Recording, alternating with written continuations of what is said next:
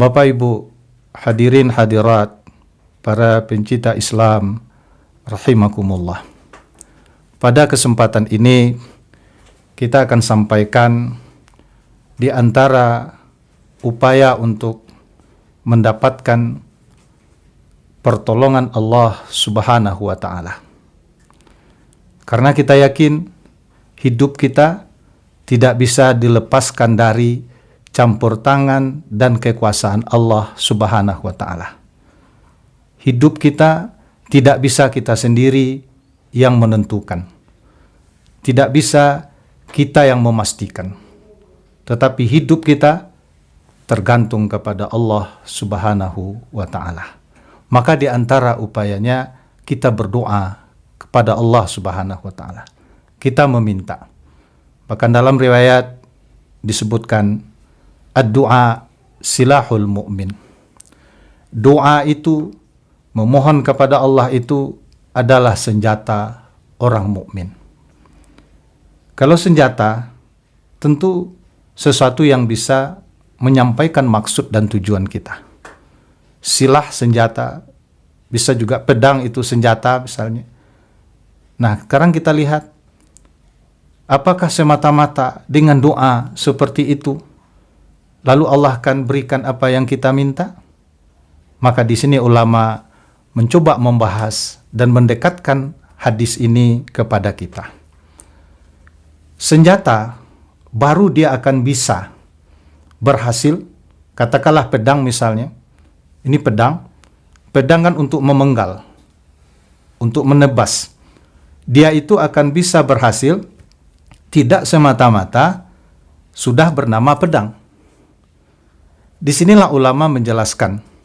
Di antaranya Ibnul Qayyim al-Jauziyah menjelaskan syarat pedang itu akan bisa berhasil atau doa itu akan sukses karena doa diibaratkan dengan pedang, maka dilihat dulu pedang itu. Pedang kalau dia baru bisa disebut akan berhasil minimal miliki tiga syarat. Nah, pertama kita lihat. Kata beliau, pertama, ayakun silahan taman. Pedang itu harus pedang yang sempurna, pedang yang tajam. Ini syaratnya. Yang kedua, ayakun sa'idan qawiyan. Lengan yang mengayunkannya harus lengan yang kuat. Ada dua syarat pedang itu. Pedangnya tajam, kemudian lengan yang mengayunkannya harus lengan yang kuat, orang yang kuat. Yang ketiga, ayyakunal mani'u mafqudan. Bahwa yang menghalangi tidak ada. Jangan ada yang menghalangi ketika pedang itu diayunkan. Kita lihat tiga ini, Bapak Ibu. Pertama, pedangnya pedang yang tajam. Ayakuna silahan taman. Jadi pedang itu dia tajam. Baru bisa akan memenggal, menebas apa yang kita inginkan. Sudah sangat maklum kita itu. Dia tidak sekedar hanya pedang, tetapi pedangnya tajam. Kita bawakan kepada doa. Di doa yang kita bacakan, kapan disebut seperti pedang yang tajam? Ya diantaranya ketika doa yang kita baca sudah doaul ma'sur, sudah doa yang diperintahkan oleh Allah dan Rasul, termaktub dalam Al-Quran, termaktub dalam hadis Rasul Sallallahu Alaihi Wasallam. Itu diantara bahwa doa yang kita mohonkan sudah doa yang sempurna, atau senjata yang kita pakai itu adalah silahan taman, senjata atau pedang yang tajam. Yang kedua, ayakuna sa'idan qawiyan. Lengan yang mengayunkan harus lengan yang kuat. Apa maknanya? Ketika orang yang berdoa, juga orang yang memang sudah taat. Di orang yang kuat, pedang yang kuat dibawakan kepada orang, berarti orang yang mengayunkan, orang yang membaca doa itu memang orang yang memang sudah taat, dia sudah menjalankan ketentuan Allah Subhanahu wa taala. Itu maka disebut tadi silahul mukmin, senjata atau pedang orang yang beriman.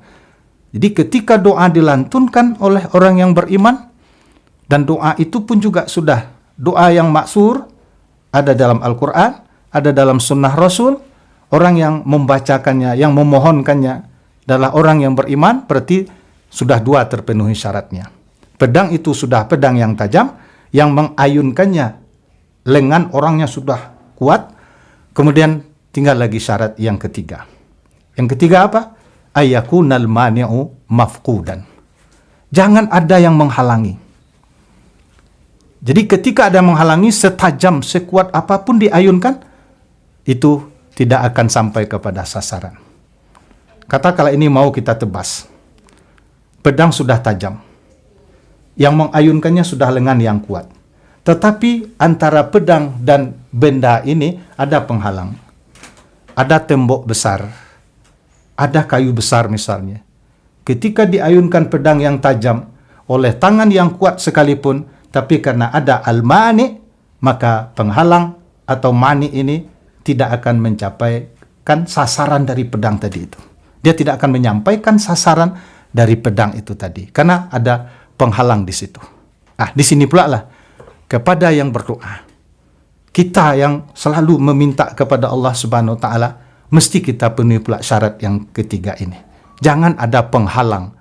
Katakanlah ya doa yang sudah baca dari Al-Quran, dari sunnah, ialah kita sudah mempercayai dan meyakini doa kita akan dikabulkan Allah dan kita sudah taat.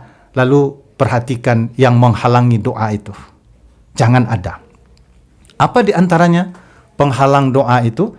Di dalam hadis juga diingatkan oleh Rasul, di antaranya ketika ada yang haram yang lengket di badan kita. Bukankah Bapak Ibu, kita semua sering mendengar hadis itu? Ada orang yang sudah banyak ketaatannya, kata Nabi, bahkan sudah berdebu, sudah kusut, masai, sehingga dia menadahkan tangannya ke langit, madda yadahi ila sama, ya Rab, ya Rab, ya Rab. Dia meminta kepada Allah, ya Tuhan, ya Tuhan, ya Tuhan, berikan ini, selamatkan kami, begini, begitu, begitu. Diminta banyak kepada Allah Subhanahu wa taala. Tetapi, di hadis itu diingatkan oleh Rasul, ada penghalang di situ. Apa penghalang? Di dalam hadis itu dan telah diingatkan, masyrabuhu haram, mat'amuhu haram, wa ghuziya bil haram, malbasuhu haram. Jadi ada hal-hal yang haram yang lengket di dalam badan, itu namanya al-mani fid du'a. Itu penghalang doa. Walaupun pedangnya tajam, doanya bagus. Walaupun yang mengayunkannya tangan yang kuat. Tetapi ketika ada penghalang, itu namanya al-mani. Berarti al-mani maujud. Berarti penghalang ada. Harusnya apa? Ayakunal mani'u mafqudan. Penghalang itu jangan ada. Nah, itulah dia yang haram itu. Jadi disinilah kita berhati-hati. Ketika Bapak Ibu kita semua sangat takut dengan yang haram, karena itu diantara bahayanya. Bagaimanapun kita menadahkan tangan ke langit, kita mohon ya Rab, ya Rab, ya Rab. Tapi yang kita pakai yang haram, yang kita makan yang haram, yang kita minum yang haram, wa ghuziya bil haram, gizi pun yang dimakan yang haram.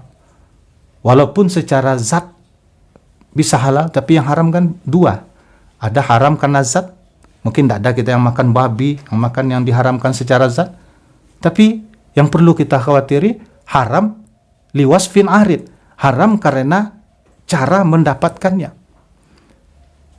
Kita mendapatkan sesuatu dengan hasil judi misalnya. Kita beli beras, kita beri makanan, kita makan. Itu namanya mata'amuhu haram. Makanan kita haram. Kita belikan pakaian dari suatu uang sogok, uang suap misalnya, uang yang tidak jelas, gratifikasi namanya sekarang. Pemberian-pemberian yang tidak menurut aturan, lalu kita terima, itu namanya juga haram. Itu mani' fid doa. Itu penghalang di dalam doa kita.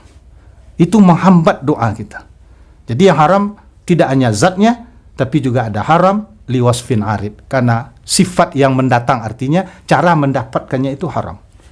Walaupun tidak kita makan misalnya, tapi kita pakai, di situ diingatkan juga oleh Rasul. Yang kita pakai, yang kita makan, yang kita minum, maka semua yang haram itu adalah mani fi du'a. Bapak Ibu, jamaah para pencinta Islam rahimakumullah, itulah lanjutan dari pelajaran kita tentang kita menyapa Allah, iya, maka di antara menyapa Allah itu kita berdoa dan meminta kepada Allah Subhanahu wa taala. Lalu syarat dari meminta dan doa itu akan dikabulkan harus ibarat senjata itu tadi. Ibarat pedang itu tadi. Di ketika pedang itu sudah cukup 3 syaratnya, maka kita akan bisa menebas apa yang kita tuju. Nah, begitu pula dalam doa. Ketika syarat itu sudah ada pada kita, kita enak menadahkan tangan kepada Allah Subhanahu wa taala, meminta setelah syarat-syaratnya kita penuhi. Di sebenarnya syarat itu adalah pengabdian kita kepada Allah. Ketaatan kita kepada Allah sudah kita lengkapi, maka baru nanti wa iyyaka nasta'in. Jadi akan engkau saja ya Allah kami beribadah. Jadi ibadahnya dulu, baru nanti kami minta tolong. Itu diisyaratkan oleh Allah dalam ayat itu. Beribadahlah dulu, tundukkanlah diri itu kepada Allah, berimanlah dulu, baru enak meminta kepada Allah. Itu maka di hadis dalam riwayat tadi, silahul mukmin, senjata orang beriman, bukan senjata manusia umumnya, tetapi senjata orang yang beriman. Mudah-mudahan pelajaran singkat ini bisa bermanfaat untuk kita dan bisa menjadi amalan dan penuntun dalam kehidupan keseharian kita. Amin ya rabbal alamin. Mohon maaf. Subhanakallahumma bihamdika asyhadu an la ilaha illa anta astaghfiruka wa atubu ilaik. Assalamualaikum warahmatullahi wabarakatuh.